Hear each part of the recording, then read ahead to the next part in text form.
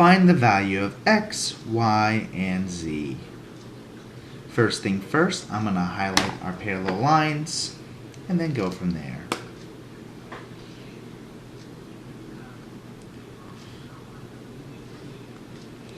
Alright, we have one pair of parallel lines here.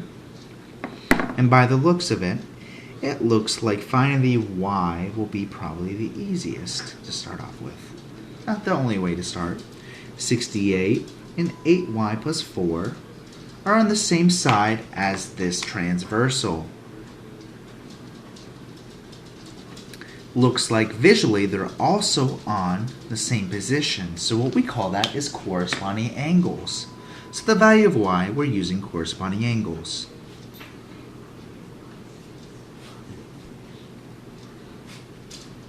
So first, it would be 68 is equal to 8y plus 4. We want to get the constants together, so we do inverse operations by subtracting 4. We have right here 64 equals 8y. Then we want to get y by itself, so y by itself would be 8. Y is equal to 8. So we found the value of y, which is 8, and we also know if that's 68, this has to be 68. So I'm just going to highlight that so we know. If this is 68, therefore this is 68. Let's jump on to the next one. Now we're focusing on 3x. So 3x is right there. It's in between these parallel lines, and we're using this line right here. Well, this line is perpendicular to, this transversal line is perpendicular to the both parallel yellow lines, which means that's 90 degrees. Well, we can use our consecutive interior because this 90 right here and 3x will be a consecutive interior. So we can do now a consecutive interior.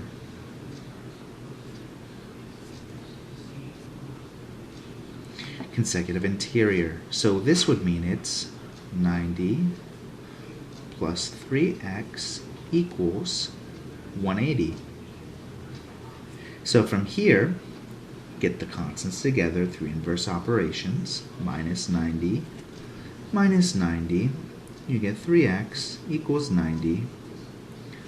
Then we divide both sides by 3. Divide both sides by 3. You get x equals 30. Okay. Lastly, we need to find the value of this z, which is in this corner right here. How do we do that? Well, it's not too bad. Well, let's focus on this orange line.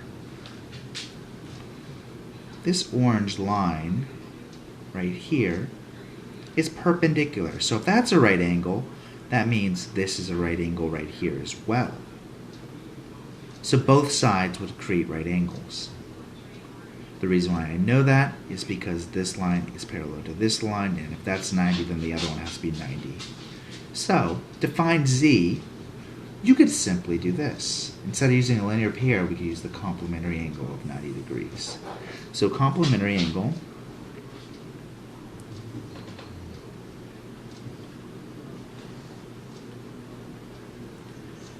complementary. Did I even spell that right? Let me try it again. Yeah, I spelled that right. Okay. So we have our complementary angles,